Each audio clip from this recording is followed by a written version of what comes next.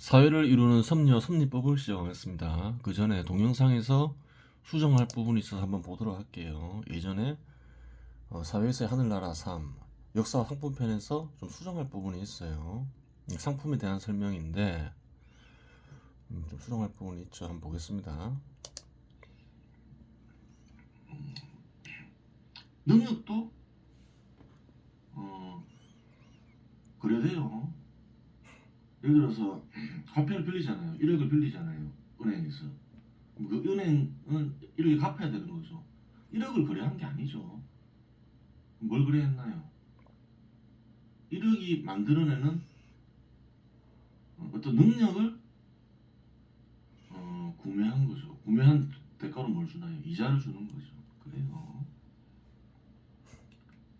토지도 그렇게 될 수 있죠. 주택도 그렇게 될 수 있고. 예를 들어서 집을 빌렸어요. 집을 거래한 건 아니죠. 집을 돌려줘야 되는 거죠. 빌리고 예를 들어서 임대료를 내요. 집에 지닌 능력을 빌린 거죠. 그러니까 능력을 사고 팔았다 이렇게 얘기하고 있는데 잘못된 거죠. 어떤 이가 뭐 화폐가 지닌 능력, 화폐는 어떤 능력을 지니고 있나요? 어떠한 대상과도 교환이 되는 능력을 지니고 있죠. 토지도 능력을 지니고 있고, 주택도 능력을 지니고 있고, 인간에게 필요한 능력을 지니고 있죠. 주택 같으면 거주를 가능하게 하는 능력, 그런 능력이 있잖아요. 그럼 능력을 사고 팔았냐? 예를 들어서 돈을 빌렸다. 돈을 사고 판 건 아니죠. 돈 돌려줘야 되죠. 그 당시만 해도 그냥 대충 생각하고 말했죠. 떠오르는 대로 좀 더 그런 부분들 생각을 해봤겠죠. 능력이 있는 것은 대여를 해줄 수가 있죠. 그러면 대여받은 이는 무엇을 얻고 대가를 지불할까요? 그런 걸 정확하게 알아야 되는 거예요. 물체만 거래할 수 있는 게 아니죠. 예전에 얘기했지만 시장에서 교환을 통해서 화폐를 얻는다. 시장에서 화폐를 얻는다. 뭔가를 교환했다는 거예요. 무엇이냐는 거예요. 물체가 아니면 판단하기 어려울 수 있는 거죠. 능력을 사용할 수 있는 일정 기간 사용할 수 있는 권리를 거래한 거죠. 권리를 주고 그에 대한 대가를 받는 거죠. 능력이 있는 것들은 그렇게 할 수 있는 거죠. 인간에게 필요한 능력이 있는 것들은. 주택도 마찬가지죠. 주택을 임대해요. 주택을 거래했나요? 그게 아니라는 거예요. 주택에는 능력이 있죠. 거주가 가능하게 하는 능력. 그러면 주택을 일정 기간 사용할 수 있는 권리를 주고 그에 대한 대가를 받는 거죠. 그에 대한 대가를 사용료라 얘기할 수 있겠죠. 거래한 게 무엇인가, 무엇을 교환했는가. 그게 물체가 아닐 때는 쉽게 알기 어렵기 때문에 이제 이런 현상이 발생하는 거예요. 4년 전에 만든 동영상이죠. 그 시정할 부분은 시정했습니다.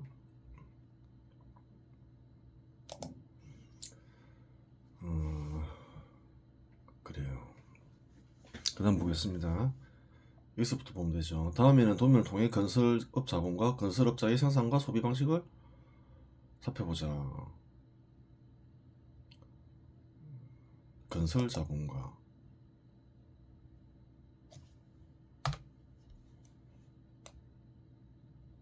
건설업 자본이라도 상관없죠. 보겠습니다. 건설업 자본.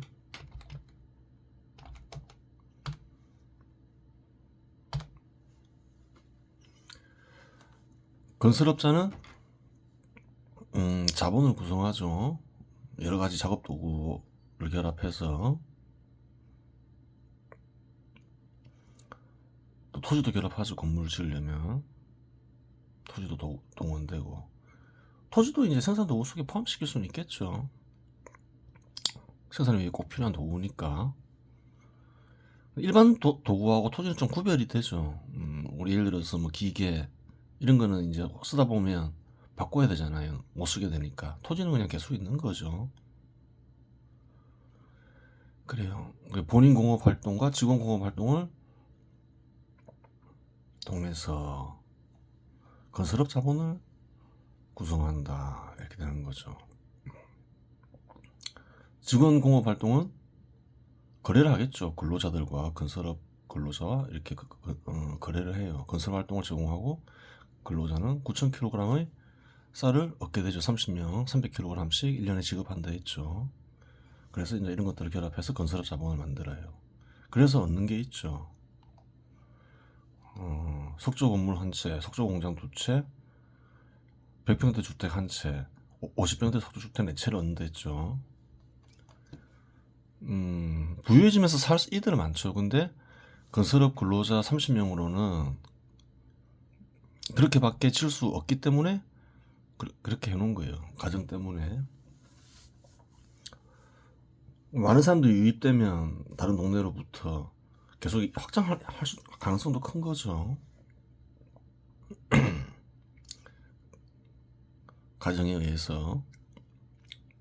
실제로 현실에서도 그런 상황이면 그렇게 하겠죠. 주문이 폭주하면 어떻게든 유입되면 고용해서 지으려 하죠. 수익이 많이 나고 그러면 주문이 폭주하고 이러면. 건설만 그런 게 아니죠. 다 그렇죠. 그래요. 그래서 이제 자본을 구성해서 건물을 짓고 이제 교환을 하는 거죠. 우선 자영농에게 팔 수 있는 건 농부들에게 50평대 주택 4채밖에 없죠. 100평대 4채를 지을 수 있는데 이미 이제 그 이야기 속에서 이미 산 이들이 있죠. 어쩔 수 없어요. 6,000kg의 쌀을 받고 그래요. 장인에게는 100평대 석조 공장을 지어준다 했죠. 그러니까 3,000kg의 쌀을 받는 거예요. 또 장인이 파는 것도 있죠. 30개의 건축도구를 팔죠. 건설업자에게. 그리고 한 개의 주방도구를 팔죠. 건설업자 가족들이 다 이용할. 그러면서 248kg의 쌀을 건설업자가 지급을 해요. 교환을 하면서.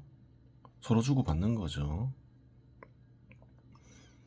장인이 건물을 안 지으면 이제 건설업자가 주로 이제 내겠죠. 근데 삶이 워낙 크다 보면 서로 주고 받겠죠. 장인들이 여러 명이면. 목축업자가 또 100평대 주택을 산다 했죠. 그러면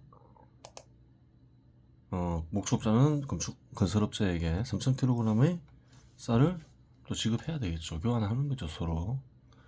근데 건설업자도 소고기와 닭고기를 소비하고 서로 주고 받아요.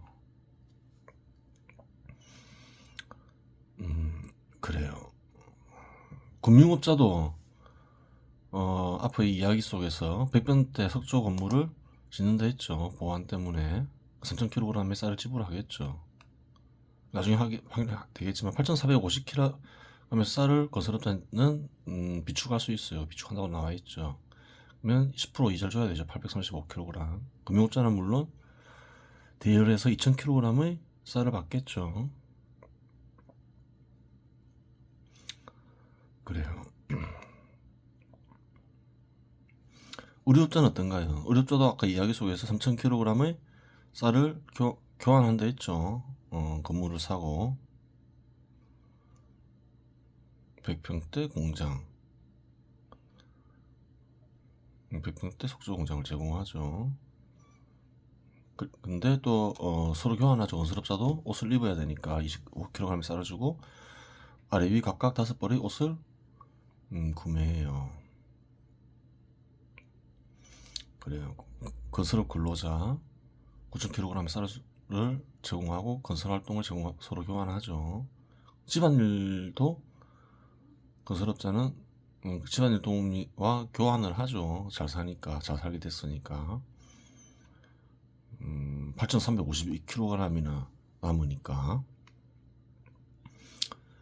안 쓸 이유가 없는 거죠. 100kg만 주면 사용할 수 있는데 가사일 도움을 쓸 수 있는 거죠. 그래요. 한번 보겠습니다.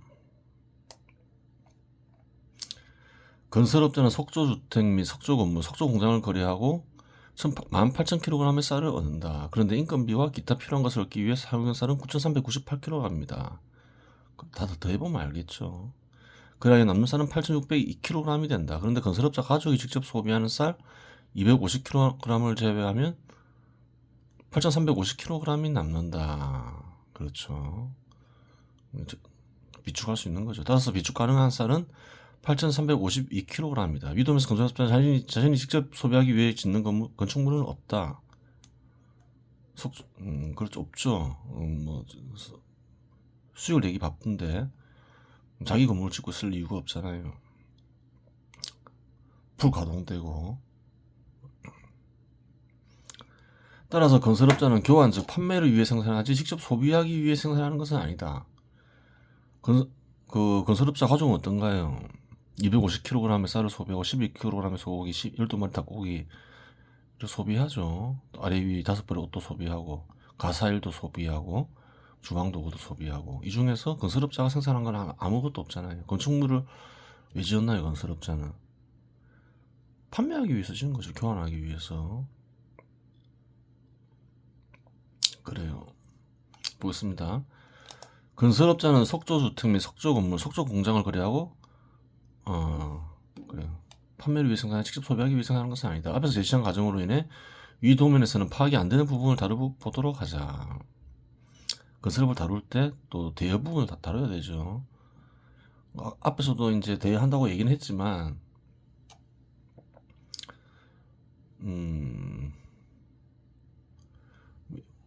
대여 부분에 대한 자세한 이야기가 전개되지 않았죠. 기껏해야 농부만 대여를 할 수 있는 정도죠.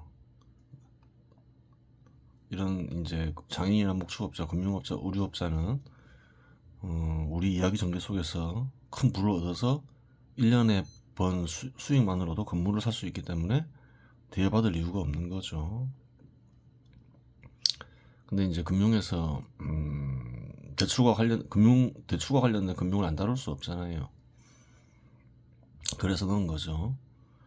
앞에서 제시한 가정으로 인해 위 도면에서는 파악이 안 되는 부분을 다뤄보도록 하자. 중요한 게 다루겠죠. 건물을 교환하는데 구매자가 50%는 대여를 통해 건축물을 구매한다고 하자. 그래요. 18,000kg과 건물을 교체하는데 구매자가 다 마련할 수가 없어요. 그리고 50%는 대여를 해요. 그럼 어떻게 될까? 18,000kg을 받았죠. 은행을 통해서, 금융업자를 통해서. 근데 9,000kg은 은행에서 나온 돈이라는 거예요.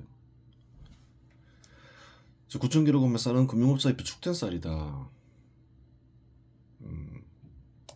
금융업자에게 보관된, 금융업자 소유는 아니죠. 에게 맡겨진, 나중에 하기로 하고. 그럴 경우 각종 비용을 지불하고 비축하는 건설업자의 쌀 8,352kg은 금융업자에게서 빌린 쌀이 다시 645kg 줄어서 들어오는 셈이다. 이런 가정 속에서 가정을 넣어버리면 건설업자가 비축하더라도 금융업자에게 보관된 쌀은 감소해서 돌아오는 거라는 거예요. 왜? 구매자가 빌려서 지불했기 때문에 그런 거죠. 그래요. 다음에는 도면을 통해 상업자본과 상인의 생산과 소비 방식을 살펴보자. 그래요. 봐야 되겠죠. 상인은 상업자본을 구성하죠. 직원을 고용하니까 본인의 활동도 포함되고 상업근로자를 6명 고용한다 했죠. 300kg씩 주고 1,300kg의 쌀을 지불해야 되죠. 1년에. 자본을 구성할 때 직원의 상업활동도 있죠. 작업도구, 건물이 있을 수도 있죠. 토지가 있을 수도 있고. 그래서 상업자본을 구성해요.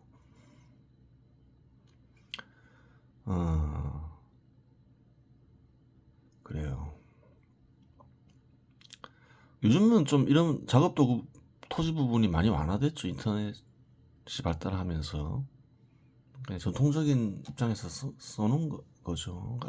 알아서 이런 경우 저런 경우 따져보면 돼요. 그럼 자본을 구성하면 뭐가 나오나요? 생산 자본 같은 경우 어떤가요? 옷. 그래요. 뭐, 농기구, 뭐, 이처럼 생산물이 나오죠. 상업 자본을 통해서 나오는 건 뭔가요? 상업 자본에서 가공 작업을 안 하잖아요. 무채 가공. 생산물이 나오는 건 아니라는 거예요. 상업 자본에서 나오는 건 뭐냐?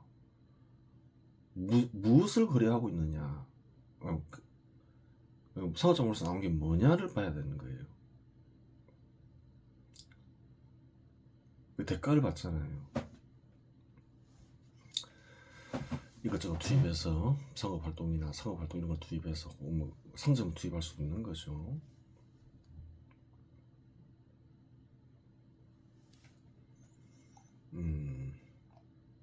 그래요. 판매와 작업도구를 이용한 판매와 구매 활동이 나오는 거죠.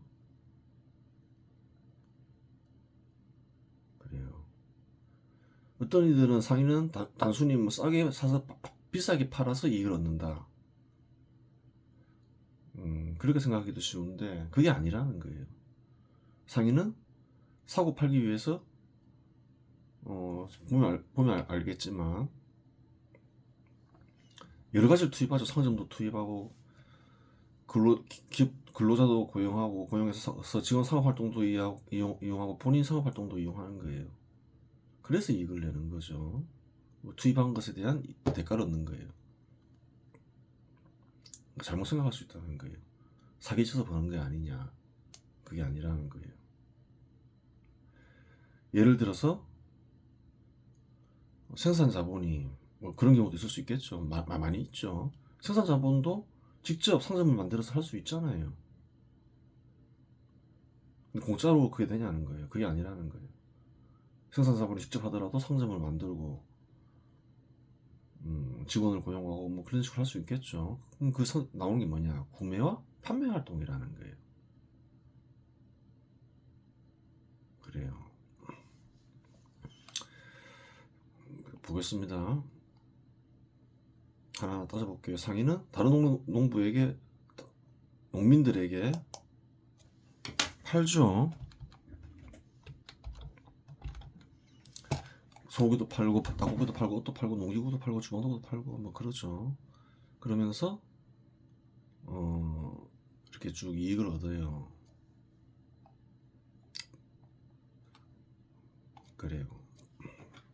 상인은 또 장인에게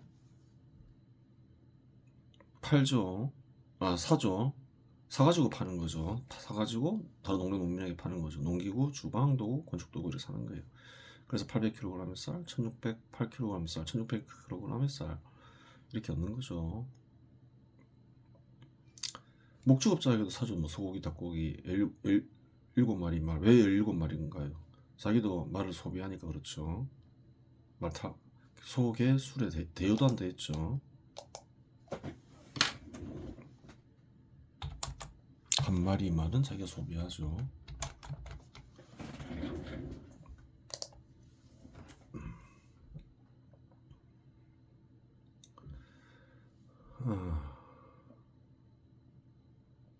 그래요.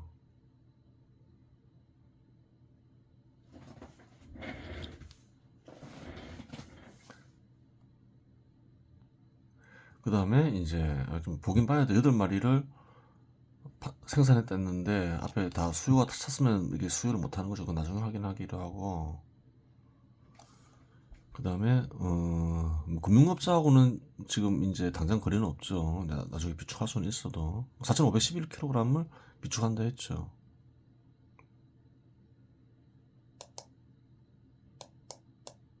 잘못 쓴 거고. 비축하면 비축 이자를 줘야 되겠죠. 450kg의 쌀이 이제 이자로 발생하는 거죠. 그 다음에 받겠죠. 그 다음 해부터 1년 단위로 이자를 지급한다고 가정하면, 그 다음에 이제 의류업자에게는 805벌의 옷을 사면서 또 4025kg의 쌀을 지급하죠. 그리고 이것도 이게 비싸게 파는 거죠. 상업근로자는 아까 얘기했고, 자본을 구성하기 위해서 상업활동을 구매하고 1800kg의 쌀을 지급한다. 가사도우미 부자니까 한 명 고용해서 100kg을 지급하고 1년에 가사 일을 시키겠죠. 그렇게 되는 거예요. 상인이 자신이 소비할 것 포함하여 23,020kg의 쌀과 생산물을 교환한다. 그래요. 사는 거죠. 그리고 구매 활동을 하는 거죠. 그리고 생산물 다른 동네 주민들에게 팔아서 3만 kg의 쌀을 얻는다.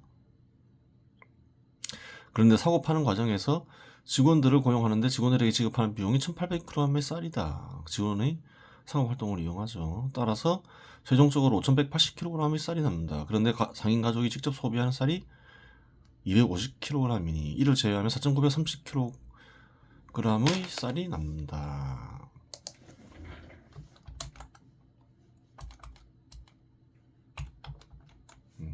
그렇죠. 따라서 비축 가능한 쌀은 양은 4,930kg입니다. 상인은 석조주택을 지을 수 있는 부를 충분히 지니고 있지만 건설업자의 사정상 구매하지 못한다. 건설업자가 지금 지어줄 형편이 못 되죠. 충분한 인력을 채용하지 못함으로써 하여간 상인은 자신이 직접 소비하기 위한 생산활동을 전혀 하지 않는다. 따라서 상인은 교환, 즉 구매와 판매를 위한 활동을 통해 얻은 이익으로 자신에게 필요한 대상을 구매하여 소비한다. 따라서 상인이 경제활동을 하는 목적은 교환을 통해 이익을 얻는 것이다. 그래요. 생산자본은 물체를 가공하여 생산물을 얻는다. 중요한 부분이죠. 잘 봐야 되는 거죠. 반면에 상업자본에서는 가공하는 활동을 하지 않는 이유로 자본을 통해 생산물이 생산되지는 않는다. 그래요. 상업자본은 왜 구성되는가? 다름 아닌 구매와 판매라는 활동을 생성시키기 위함이다. 따라서 상업자본을 통해 나오는 것은 작업도구를 이용한 구매와 판매 활동이다. 그래요. 그럼 아까 보충 설명을 했죠.